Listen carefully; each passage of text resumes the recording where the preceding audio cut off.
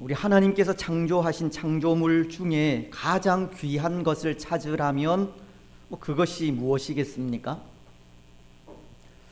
그것은 다름이 아니라 생명입니다. 우리 사람의 목숨입니다. 예수님은 마태복음 16장 26절을 통해 이런 말씀을 하셨습니다. 사람이 만일 온 천하를 얻고도 제 목숨을 잃으면 무엇이 유익하리요? 사람이 무엇을 주고 제 목숨과 바꾸겠느냐? 예수님은 온 천하를 다 얻고도 이 목숨을 잃으면 아무런 유익이 없다고 말씀하시듯 땅 위에서 가장 귀한 것은 생명입니다. 하지만 오늘 우리 주위를 보면 그 귀한 생명을 경시하는 일이 너무나도 흔하게 일어나고 있습니다. 살인을 행하는 그런 일들이 흔하게 일어나고 있다는 겁니다. 때로 그런 일들이 너무 자주 발생하여 이 생명의 존귀함을 잊어버리게 하는 것 같기도 한데요. 더군다나 그렇게 생명을 경시하여 함부로 하는 일의 대부분이 물질로 인해서가 아닌가 생각할 때 그것이 오늘 우리를 더욱 안타깝게 하는 것 같습니다.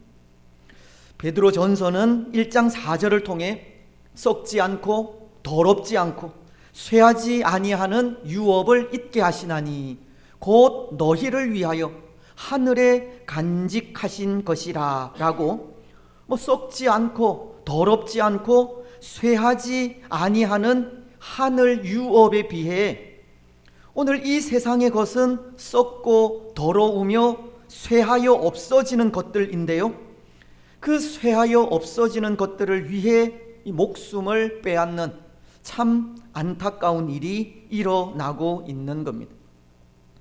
진정 무엇이 소중한 것인지 모르고 생명보다 더 소중한 것이 없다는 것을 모르는 겁니다. 그런데 여러분, 왜 이 세상에 이 생명보다 더 소중한 것은 없겠습니까? 왜 생명이 그토록 존귀하겠습니까? 생명은 하나님께서 주신 것이기 때문입니다. 우리 사람은 하나님의 형상을 따라 지음 받은 존재이기 때문입니다. 창세기서 1장은 26절로 28절을 통해 이렇게 말씀하십니다. 하나님이 이르시되 우리의 형상을 따라 우리의 모양대로 우리가 사람을 만들고 그들로 바다의 물고기와 하늘의 새와 가축과 온 땅에 기는 모든 것을 다스리게 하자 하시고, 하나님이 자기 형상 곧 하나님의 형상대로 사람을 창조하시되 남자와 여자를 창조하시고, 우리 인생은 하나님의 형상대로 지음을 받았기에 그 생명이 참으로 존귀한 것입니다. 어쩌면 오늘날은 아무렇지도 않은 듯 목숨을 빼앗고 또 아무렇지도 않은 듯 자기의 생명을 끊어버리는 시대가 되어 생명의 존귀함을 모르는 시대가 되어버렸지만, 오늘 우리는 생명의 귀중함을 알아야 합니다. 우리 인생은 하나님의 형상대로 지음을 받았기에 하나님께서 주신 생명이기에 우리의 생명이 참으로 존귀하다는 것을 알아야 합니다. 그런데 여러분, 오늘 우리가 읽은 말씀은 하나님께서 하나님의 형상대로 창조하신 생명이 그 존귀함을 잃어버리는 장면을 기록하고 있습니다.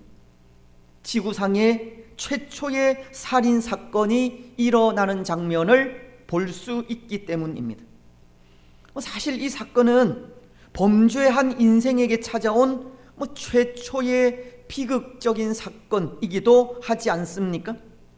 하나님께서 존귀하게 지으신 인생이 범죄한 이후에 어디까지 타락할 수 있는지 그 단면을 보여주는 사건이기도 하다는 겁니다. 그래서 우리 인생의 타락으로 발생한 이런 일을 바라보면서 때로 허무함을 느끼기도 하는 것이 하나님의 형상대로 존귀하게 창조된 생명이 이 한순간에 이 생사를 달리하는 모습으로 인해서입니다. 여러분, 오늘 아벨이 가인에 의해서 살해당하는 이 장면도 보십시오. 얼마나 허무한지 모릅니다. 8절은 이렇게 말씀하고 있는데요, 가인이 그의 아우 아벨에게 말하고 그들이 들에 있을 때에 가인이 그의 아우 아벨을 쳐 죽이니라.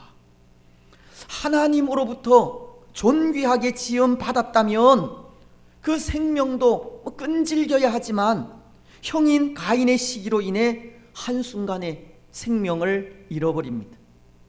존귀하게 지음 받은 인생이 너무나도 무력하게 죽는 모습이 허무함을 느끼게 하는 것입니다.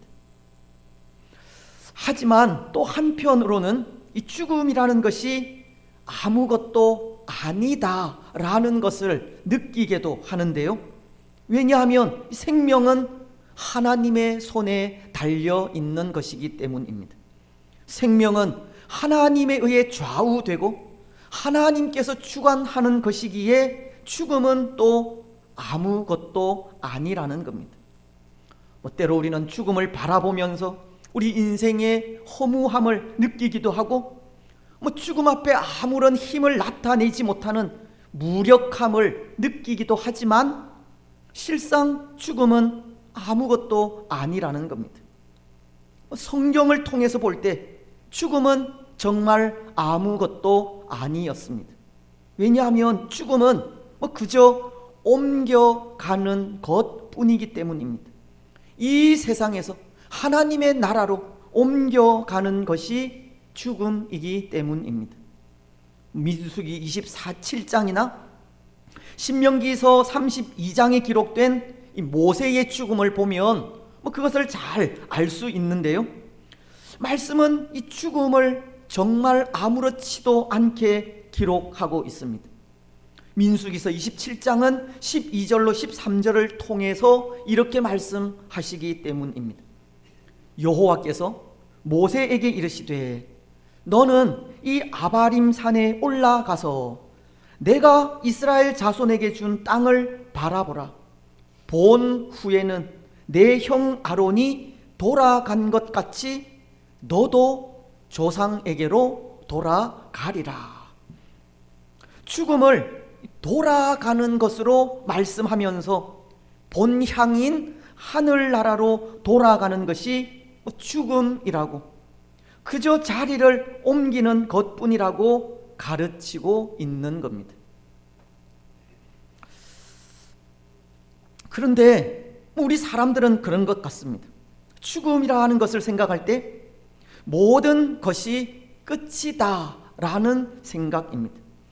죽음 이후엔 갈 곳이 아무것도 없다는 생각을 하게 됩니다. 죽음이라는 것은 아무 곳에도 돌아갈 곳이 없는 문자 그대로 끝이라고 하는 생각을 하게 된다는 겁니다. 하지만 이 죽음이라고 하는 것은 그런 것이 아니라는 겁니다. 죽음은 처음 있던 곳으로 돌아가는 것일 뿐입니다. 모르겠습니다. 예수님을 믿지 않는 사람들은 죽음에 갈 곳이 없다 생각할지 모르겠지만, 믿음을 가진 우리에게는 이 죽음은 이 세상에서 하나님의 나라로 옮겨가는 것뿐이고 본향으로 다시금 돌아가는 것뿐입니다. 히브리서는 11장 16절을 통해 우리 믿음의 선진들의 그 신앙을 말씀하면서 이렇게 말씀하고 있습니다. 그들이 이제는 더 나은 본향을 사모하니 곧 하늘에 있는 것이라. 이러므로 하나님이 그들의 하나님이라 일컬음 받으심을 부끄러워하지 아니하시고 그들을 위하여 한 성을 예비하셨느니라.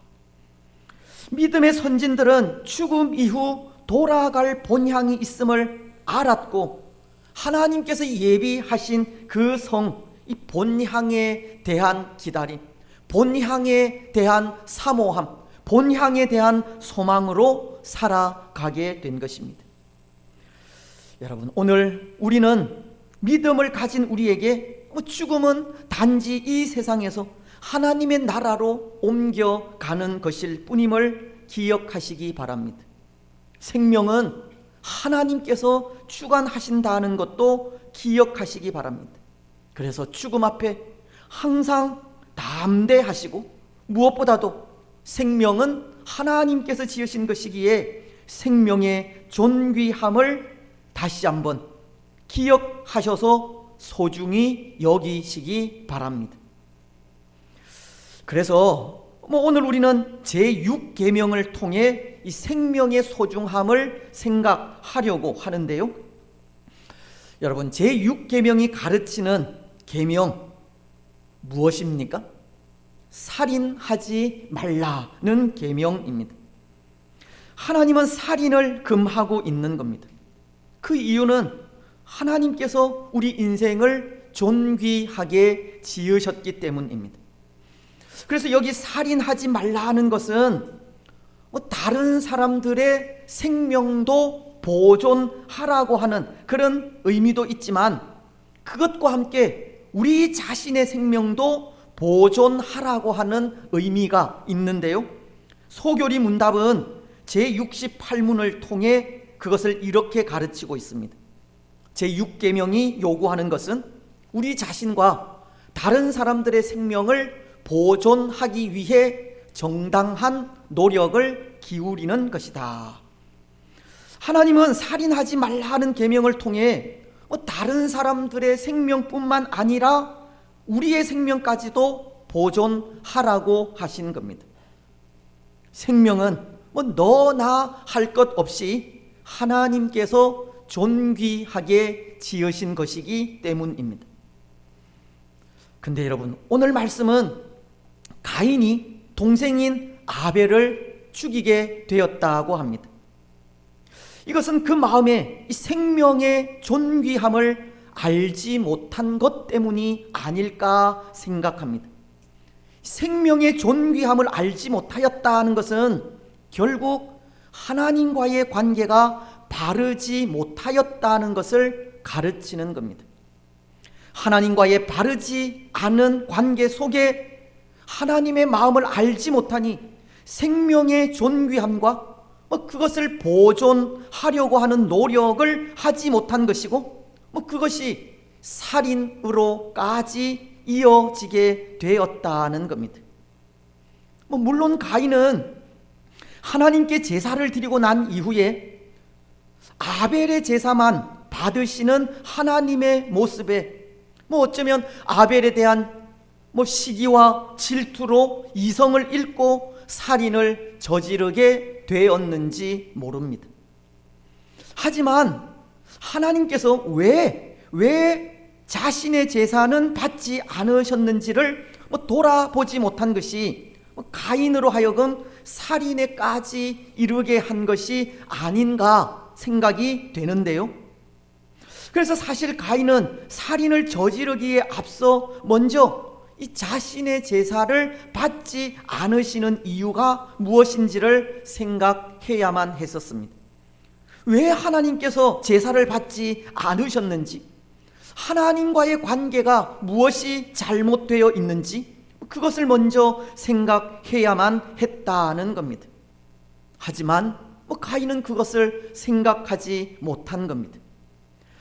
여러분, 그렇다면 오늘 가인의 제사에 무엇이 잘못되었겠습니까? 가인은 참된 의미, 제사의 참된 의미를 기억하지 못하고 제사를 드린 겁니다. 그에게 있어 제사는 부모인 아담과 하와의 범죄에 대한 이 속죄의 제사를 드려야 했고, 그럼에도 땅 위에서의 삶을 허락하신 하나님께 감사하는 감사의 제사를 드려야만 했습니다. 그래서 그 제사를 통해 범죄함에도 불구하고 우리 인생을 사랑하시되 끝까지 사랑하시는 하나님을 만나고, 바로 그 하나님의 사랑이 하나님의 마음임을 알아야 했었습니다. 하지만 가인은 그렇게 하지 못했다는 겁니다.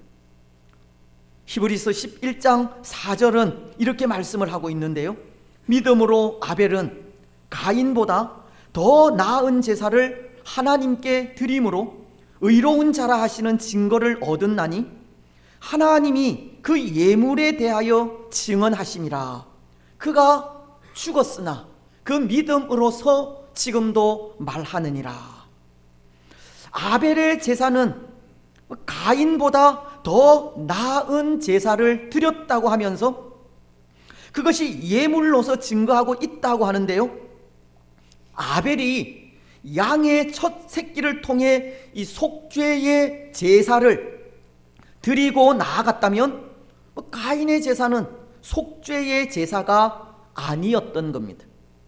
가인은 죄에 대한 회개도 없었고 감사도 없었습니다. 가인의 제사가 잘못된 것입니다. 이것은 곧 하나님과의 관계가 잘못되었다는 증거이고, 그 잘못된 관계 속에 하나님의 마음을 알 수 없었고 하나님의 그 마음도 가질 수가 없었던 겁니다. 그러니 어떠한 일이 생기게 됩니까? 가인은 아벨을 존귀하게 여길 수 없었던 겁니다. 그는 제사를 드리자마자 자신의 제사가 연락되지 않았다고 하는 분노에 그만 아벨을 죽이고 말았던 겁니다. 하나님과의 잘못된 관계가 사람을 존귀히 여기시는 하나님의 마음을 가지지 못하게 한 것이고, 사람을 존귀하게 여기지 못하는 그 마음이 살인에 이르기까지 한 것입니다. 여러분, 이것은 오늘 우리에게도 참 중요한 부분입니다. 오늘 우리도 예배 이후에 가인과도 같은 마음을 가질 수 있기 때문입니다. 살인하는 것과도 같은 마음을 예배 이후에 가질 수 있기 때문이라는 겁니다. 오늘 우리가 예배의 참된 의미를 알지 못한 채 예배하고 예배를 통해 속죄와 감사의 마음으로 나아가지 않는다면 우리도 하나님의 마음을 깨닫지 못하게 되는 겁니다. 오늘 가인이 참된 예배로 나아가지 않았을 때 생명의 소중함을 깨닫지 못하고 동생인 아벨을 죽이는 살인을 저지르게 되듯, 비록 살인을 행하지는 않는다 할지라도 우리가 드리는 예배 이후에도 그러한 불상사들이 얼마든지 일어날 수 있는 겁니다. 오늘 우리가 십자가 사랑을 감사하는 예배가 아니라 성전 문턱만을 밟는 예배를 드리고 마음은 없이 형식적인 예배를 드리게 될 때 예배 이후에 우리도 사람들과 언쟁을 할 수 있고, 예배 이후에 시기하고 질투하게 되며 예배 이후에 살인과도 같은 죄를 저지를 수 있는 겁니다. 예수님은 살인에 대해 마태복음 5장 21절로 22절을 통해 이렇게도 말씀하지 않으셨습니까? 옛 사람에게 말한 바 살인하지 말라. 누구든지 살인하면 심판을 받게 되리라 하였다는 것을 너희가 들었으나 나는 너희에게 이르노니 형제에게 노하는 자마다 심판을 받게 되고 형제를 대하여 라가라 하는 자는 공회에 잡혀가게 되고 미련한 놈이라 하는 자는 지옥불에 들어가게 되리라. 예수님은 미움, 분노, 때로 다른 이들을 향한 욕들이 살인을 저지르는 행위와 똑같은 행위라고 가르치고 있는 겁니다.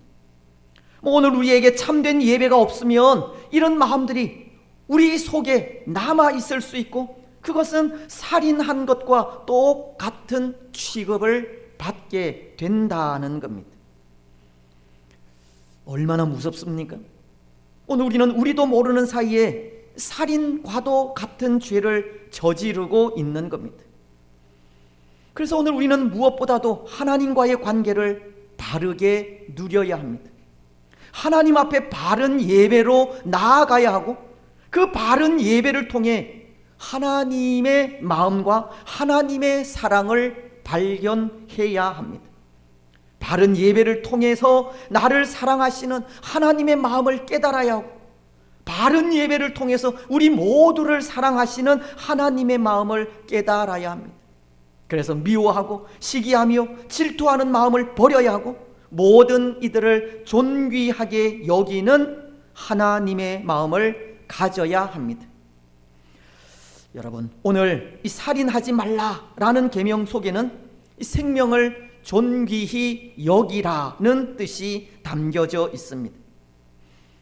그리고 또 하나, 살인하지 말라는 이 계명에는 생명을 보존하라는 의미도 담겨져 있는데요, 생명을 보존하라는 의미는 생명을 함부로 하지 말고 미워하지 말라는 이 소극적인 의미뿐 아니라 적극적으로 사람들을 사랑하고 생명을 구원하라고 하는 명령이기도 합니다. 그래서 앞서도 소교리 문답 제68문은 이렇게 가르치지 않았습니까? 제6계명이 요구하는 것은 우리 자신과 다른 사람들의 생명을 보존하기 위해 정당한 노력을 기울이는 것이다. 이 살인하지 말라는 계명은 사람들을 사랑하고 그 생명을 구원하라고 하는 이 적극적인 의미가 담긴 계명이라는 것입니다. 형제를 사랑하고 그 생명을 구원하며 영혼을 죄에서 건져내는 일에 힘쓰라는 뜻이 제6계명 속에 포함이 되어져 있다는 겁니다. 때로 우리는 살인하지 말라는 계명이 사람의 생명을 함부로 하지 않으면 되는 것으로 생각을 하고, 또 사도 요한이 요한일서 3장 15절 상반절을 통해 그 형제를 미워하는 자마다 살인하는 자니라고 말씀하고 있듯, 사람을 미워하지 않으면 살인하지 말라는 계명을 지키는 것이다 생각을 하지만, 그것은 이 계명을 지키는 소극적인 방법일 뿐인 겁니다. 하나님은 이 계명을 주시면서 이 계명을 지키기를 원하시는 모습이 적극적인 방법이라는 것입니다. 생명을 중히 여겨 살인하지 않고 미워하지 않는 것도 중요하지만 더 중요한 것은 사람들을 사랑하며 나아가는 일이라는 겁니다. 사람을 사랑하여 그 생명을 구원하는 일입니다. 사람을 미워하지 않았다고, 살인하지 않았다고 이 계명을 지킨 것이 아니라, 이 계명은 오히려 사람을 사랑하기를 원하고 있는 겁니다. 그래서 사실 이 계명에 따라서 사람을 미워하지 않고 또 살인하지 않았다면 그것은 이 계명의 반만, 절반만 지킨 것이 되는 겁니다. 그렇지 않습니까? 온전히 순종한 것이 아니라는 겁니다. 온전한 순종은 거기에 사랑도 포함되어야 하기 때문입니다.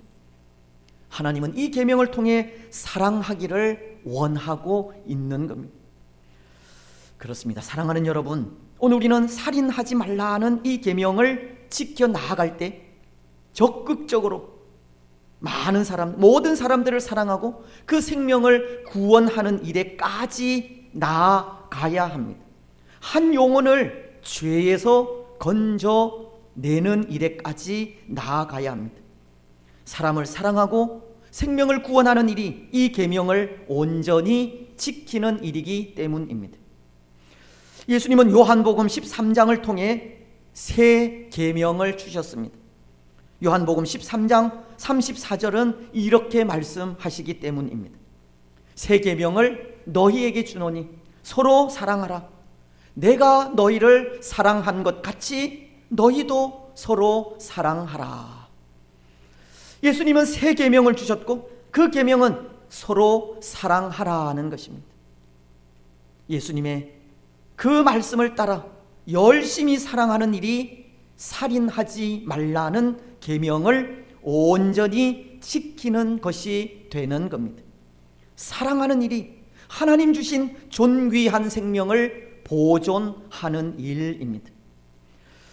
여러분, 오늘 우리는 이 살인하지 말라는 계명이 생명을 보존하라는 계명이라는 것을 또한 기억하면서 사람을 사랑하고 그 생명을 구원하는 일로 생명을 보존해 가시기를 바랍니다.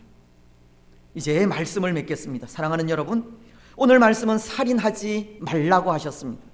이 말씀은 하나님께서 창조하신 생명을 귀하게 여기라는 뜻이고, 적극적으로 사람을 사랑하며 생명을 구원하라는 뜻입니다. 오늘 우리는 이 말씀을 기억하면서 이 생명은 하나님께서 주신 것임을 깨닫고 모든 생명을 존귀하게 여기시기 바랍니다. 또한 모든 영혼이 구원받기를 원하시는 하나님의 마음으로 사람을 사랑하고 영혼 구원하는 일에 힘쓰시기를 바랍니다. 그래서 그 삶을 통해 살인하지 말라는 계명을 온전히 지키며 나아가는 복된 성도들이 되시기를 주님의 이름으로 축복합니다.